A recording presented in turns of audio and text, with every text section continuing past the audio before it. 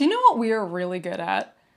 We are really good at stressing ourselves out about a bunch of shit that we actually don't need to stress ourselves out about.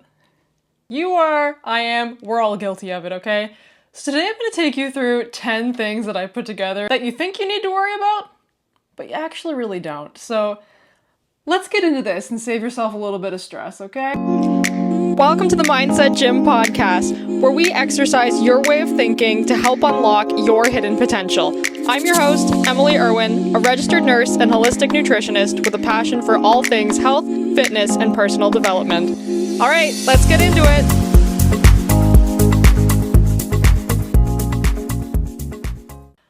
Hi guys, welcome back to the Mindset Gym podcast. Thanks so much for tuning in.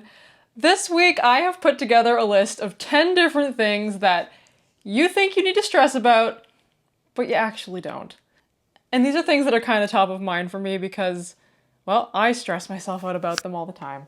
So I am telling this to you, but this episode is also a note to self, much like, honestly, the majority of this podcast. I'm giving advice to you, but I'm also giving advice to me at the same time because if I'm bringing it up, chances are I probably need to hear it. So there are so many things that we stress ourselves out about in this life. We are constantly having these conversations in our head of things that we need to do, things that we need to worry about, things that we have to do today, we have to get done immediately, we have to keep up with, or we're a failure, or we're going nowhere, or our life is meaningless. And we stress out about so much stuff. But some of it we really don't need to stress about. Some of it is just unnecessary suffering. So let me ease your burden today, okay? Let's go through this list of things that we just don't need to worry about. We just don't need to stress ourselves out about. Number 1, texting people back right away. You don't owe anybody 24-hour access to you. Just because we live in a day and age where people have the ability to contact you 24/7 and have the ability to connect with you 24/7 does not mean they are entitled to that. This is something that I get stressed out about quite a bit because honestly, I get overwhelmed sometimes, and whenever I'm feeling just overwhelmed or overstimulated, the first thing that I cannot keep up with is messaging people back. I don't know why. I don't know why whenever I start to get a little bit overwhelmed, that seems to be the one thing that I'm just like, nope, shut it down. I can't focus on it, okay? Sometimes honestly, I would say at least once a day, I have just like a little shutdown mode as it relates to this, and I just need to put my phone on Do Not Disturb, leave all my messages be, and then just set it aside for when I actually have the bandwidth to answer people. And I don't know, that's just me, but I'm sure there's a lot of people like that where it just takes a good deal of mental bandwidth to be constantly messaging people back and constantly responding to questions and constantly engaging in conversation and thinking of the right thing to say and hoping that you've worded your messages correctly and overthinking everything. And so this has been something that I have been trying to put into practice a lot more over the last few years, that I don't have to text people back right away. I don't have to answer them immediately. No one's gonna die. I mean, obviously, unless the situation is life-threatening, and then I will text you back right away, but more often than not, that's not the case. So this is the first thing I want you to try and make a conscious effort to take off your plate and stop stressing yourself out about so much. You don't have to answer somebody right away. If someone has messaged you and it is taking a lot of bandwidth for you to try and come up with an answer, and it's severely interrupting your day, or you are constantly feeling like you're having to go back and forth with someone and it's just taking up a whole lot of your time, don't be afraid to set that aside for a little while and answer them when you actually have the time and the bandwidth to do it. You're actually doing them a favor by doing that because you're going to be able to bring a better version of yourself to that conversation. You're not just typing messages in order to get it off your plate. You're not just kind of frantically responding as soon as it comes up on your page. You have time to really think it through and give a more thought out, grounded kind of answer, if that makes sense. So anyways, you don't owe anybody 24 access to you. There's no need to stress about it. The next one is keeping up with trends or keeping up with the Joneses, whatever. Keeping up with a certain appearance just because all the people around you are doing it. There's actually no rules about what kind of trends you need to keep up with, what kind of clothing you need to have, what kind of car you need to drive, what your house needs to look like, what kind of things you're into. You don't have to buy certain things and have certain things just because the people around you have them, just because it's the trendy thing to do. If you don't actually like that thing, if you're not actually interested in that thing, don't get it. Don't get it. Don't stress yourself out trying to cultivate this image that you think other people are going to want to see. I can't remember how the exact quote goes, but I heard something along the lines at one point of working a job you hate to buy things you don't need to impress people you don't even like. And it's kind of that same idea. You don't need to bust your ass to keep up some appearance that you don't even like, that isn't even really true to what you want. Who are you trying to impress? At the end of the day, the most important person for you to impress, the only person that you should really be trying to impress, is yourself. What do you think? What do you like? What do you want to spend your money on? What kind of life do you want to have? Not what kind of life that your neighbor a couple doors down has that you're trying to emulate because you think it's the cool thing to do. You don't gotta do that. Do what makes your heart sing. Do what feels right for you. And if people want to judge, let them, whatever. Whatever. You don't gotta worry about it. The next one, make everybody like you. Do you even like everybody? I don't think any of us likes every single person in this entire world. So why do you expect them all to like you? Or why do you expect yourself to fit in some mold that's going to make everybody like you? You are not going to be everybody's cup of tea. You just can't be. Listen, I'm going to give you an example of this. Chocolate ice cream. Very commonly liked thing. It's a very popular thing. If you were to ask people what kind of ice cream they like, chances are most people would be okay with chocolate ice cream. But there's also a good deal of people who A, don't like chocolate, B, don't like ice cream, C, lactose intolerant, doesn't matter. There's a whole group of people who still don't like this very popular, very commonly liked thing. Does it mean that chocolate ice cream sucks? No. It just means it's not these people's preference, and that's okay. You're not going to be everybody's preference, so stop trying to mold yourself into different little boxes to be every single person's cup of tea. Because in you trying to change your flavor to be everybody's cup of tea, you completely lose the essence of who you are. Not everybody's gonna like you, not everybody has to like you, and that's okay. Stop stressing about it. And the next time you're worried about it, just remind yourself, you don't like everybody in this world, so stop carrying around an unrealistic expectation. The next one that you don't have to stress out about, or do, is fill every second of your day with some sort of stimulation. You don't have to constantly have things going on. You don't constantly have to fill every single second of your time, every single second of your day. And the reason I'm saying this is I think a lot of times when we experience boredom, it's not a comfortable emotion, it's not an emotion that we're used to feeling, and we live in a world where there's so many options. There's so many things that you can do to fill your time. There's so many social media outlets, so many videos, so many songs, so many things. There's always something. There's always easy access to something so that you don't have to feel boredom. And so when that feeling arises, it feels really uncomfortable, and the inclination is to just get rid of this shitty, uncomfortable feeling. And so we reach for something quick to fill that void and fill that empty space. And a lot of times what that looks like is doom scrolling on your phone, just to fill the time. There's actually nothing wrong with being bored. It's going to feel a little uncomfortable at first because it's unfamiliar and it's not something that you're used to practicing, but being bored can actually be a really good thing. Boredom is time where your mind is allowed to wander. It's time where your mind is allowed to reflect on events from your day, reflect on things that have been on your mind and maybe piece them apart and work through them in a more productive way. Boredom is where some of your best creativity may come out because your mind has this kind of empty space to just wander for a little bit. And we don't often give ourselves that time anymore just because we have this stress of not wanting to feel bored. We want to make this uncomfortable feeling go away, and so we don't really embrace boredom. We always feel this need to constantly have something going on and fill every second of our day. You're not a failure for taking time to just literally do nothing. Just sit and be. Just sit and take in your surroundings. Sit and take in your thoughts and just be with them for a little bit. So next time you're stressing about filling every second of your day and constantly staying busy and not feeling bored, you don't gotta do that. You don't gotta do that. Embrace some boredom once in a while. It's good for you. The next one is have your life completely figured out by a certain age. There are so many examples of people in this world who have had their dreams come to fruition later on in life.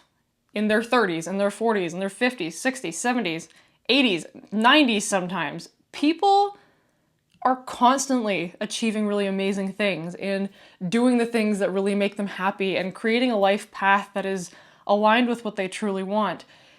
But there's people everywhere achieving those things at vastly different ages. There is no rule book. There's no set age that says you have to have it all figured out by that age or it's game over.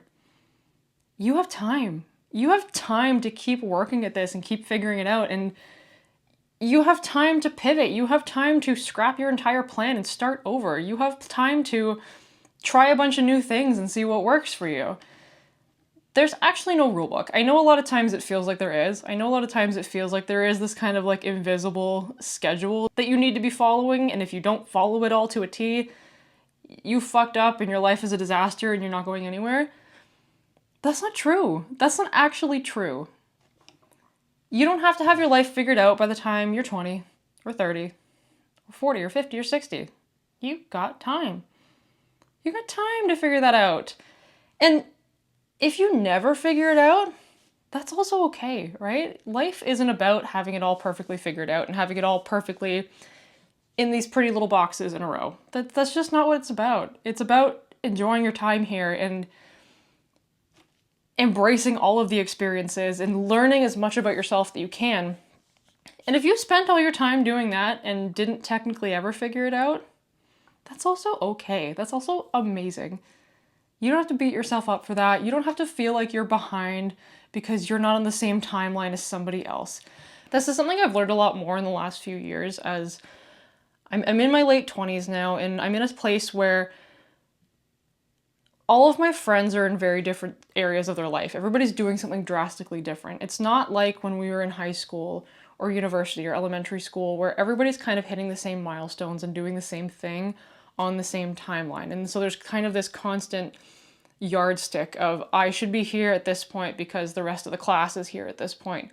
We're all on very different paths now. The yardstick is so different for everybody. This is not school. We're not all supposed to be hitting the same milestones at the same time anymore. This is real life, and there's no rule book for real life. There's no timeline for real life. So stop feeling like you need to have it figured out by a certain age. You truly, truly don't. The next one is being productive every single day, or as a sidebar to that, being productive during your downtime. This is something I still struggle with a lot, is when I have downtime and when I have time to relax, truly taking that time to relax and not do something else and not try to slip some form of productivity into the mix so that it feels like I'm doing something useful. I tend to get really stressed out when I am doing something that is just purely relaxing, that purely doesn't have a, greater purpose, that doesn't contribute to something. And I constantly get this itch, and it's really something that I'm trying to force myself to get a little better at, is just sit in that discomfort and sit in the anxiety that comes up when I'm doing that, and just force myself to really take the time to relax and not start working on my podcast or start prepping Instagram content or start researching things or start answering work emails or start doing something else that feels like it's productive so that I can justify my downtime in a way. I don't have to do that. And you don't have to do that. You don't have to be productive 24/7. You don't have to be productive every single day. If you have a day where all you did was just relax and recover and recuperate, fuck yeah, dude. What's wrong with that? There is nothing wrong with that. It does not need to be this constant stream of productivity. Your value does not come from how productive you are in any given moment of your day.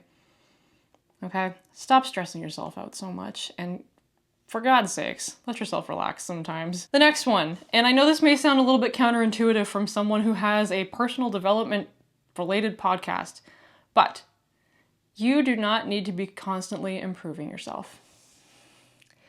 Again, this is also something that I am trying to work on as well, is the fact that you don't always have to be trying to fix something about yourself. You don't always have to be on some sort of journey of trying to be better and do better in some sort of way. sometimes you're allowed to just be, right? Sometimes you are allowed to just be in your life and be who you are and accept things the way that they are in this current moment and not be trying to work for something different. Don't get me wrong, there's a lot of seasons, there's a lot of times in your life where leaning into personal growth and leaning into self-development and trying to be a better person and trying to learn more about yourself and trying to learn more about others and just learn more about the world at large is amazing. There is a time and place for that, by all means. But it doesn't have to be 24/7.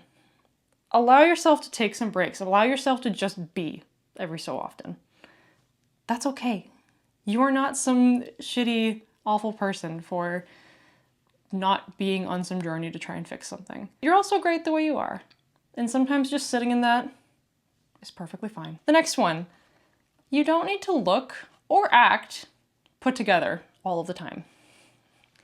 Especially in this day and age, I think, where our image of other people is what we see on their social media, where what we see is this kind of curated picture that people have put together. It can feel like people look, completely put together, completely perfect, like their whole life is just this aesthetic Instagram reel all the time. But that's not real. That's not accurate. None of us look put together all of the time. None of our houses are perfectly clean all of the time. None of our fridges are perfectly stocked all of the time. Nobody's diet is perfectly healthy all of the time. Nobody's car is perfectly clean all of the time. Nobody's laptop home screen is perfectly organized all of the time. Nothing about anybody's life is perfectly put together all the time. That's not realistic. It's not sustainable. It's probably not enjoyable to some aspect, right? If you're trying to be completely perfect all the time, there's no fun in that. But you just don't need to be. You don't have to look like you always have it together. You don't have to act like you always have it together. If you don't, that's cool. That's cool. Just own it. Just be in that and be okay with it sometimes. Honestly, I think people appreciate the authenticity a lot more than they appreciate you trying to be perfectly put together.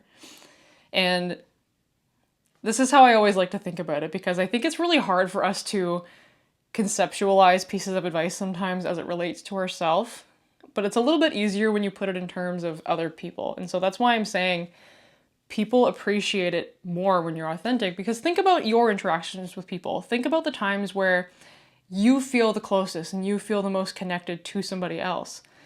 Is it when they showed up perfectly put together with no flaws, no complaints, nothing at all? Everything's just perfect? Or was it when they showed up as their true selves and were a bit authentic with you and shared something personal about themselves and maybe got a little bit vulnerable and showed their imperfections to you in some sort of way? It's typically the latter that builds that deeper connection, that makes you feel a lot closer to the other person, because it feels like you guys are on some sort of common ground. You're not perfect, and you feel connected to somebody else by seeing that they're not perfect as well. So stop stressing yourself out about this. Stop trying to be some perfect version of yourself. That version doesn't exist. That version of any of us doesn't exist.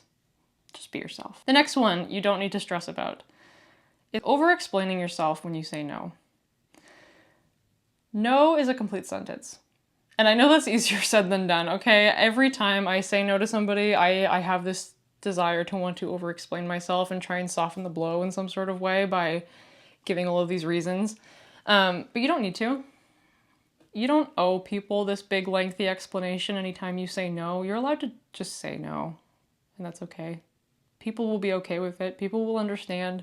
The world's not going to crumble into a million pieces. You're going to be okay. You can say no, and that can just be the end of the conversation, right?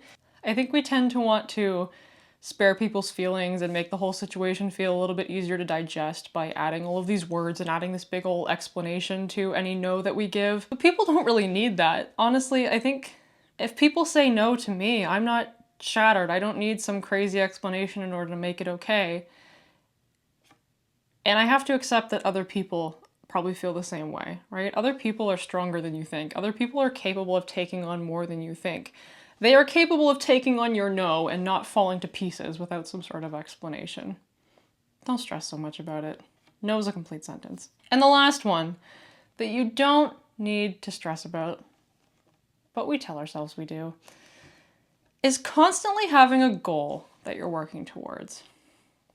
You don't always have to have something coming down the pipeline. You don't always have to have the next thing that you're working towards. You don't always have to have some goal that you're chasing. If you are working at a job that you love, you don't constantly have to be working for a promotion. If you are going to the gym, you don't constantly have to be chasing some physique goal. If you're posting on social media in some sort of way, you don't constantly have to be chasing the next follower count or the next brand deal.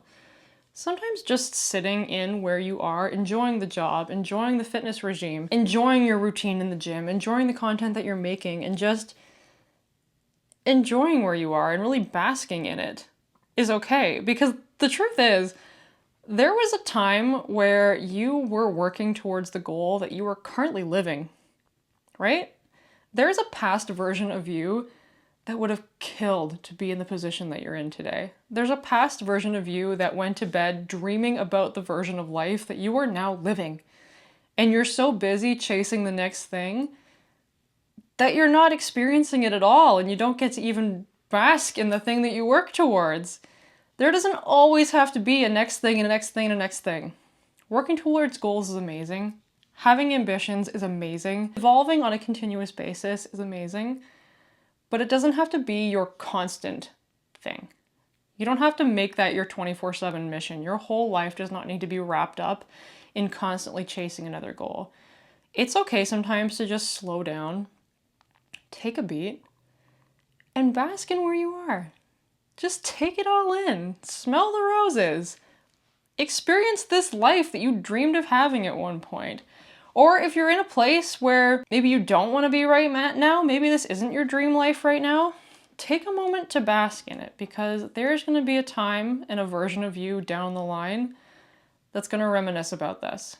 I'll give you an example from my own life. When I was in university, there was a couple of years where I lived on my own in a bachelor apartment in Quebec. And it wasn't the nicest apartment, it wasn't anything crazy, but it was mine. And I remember then being very much in the mindset of like, I need to chase this next thing. I need to do more. I need to do more. I need to do more. I was nearing the end of nursing school, trying to figure out what I was going to do with my career. I was just kind of in the beginning of my fitness journey and struggling immensely with an eating disorder. And so there was constantly body goals that I was chasing. I was constantly in this headspace of never feeling like I was good enough. I was not in a great place financially, because who is when they're going through university or college? Nobody's in a stellar financial situation. There was just so many things that felt like they weren't sorted out, that felt like they were not where I wanted them to be. And so I felt so much like I was chasing the next thing, and I was constantly just consumed with the next thing and the next thing and working towards these next things that I don't think I really sat in it and just enjoyed where I was as much as I could have, because there's moments now where I look back and it's just like, oh, that would be really nice to just go back and just like sit and enjoy that for what it was and take in the full experience of what that was without the stress of doing the next thing and doing the next thing.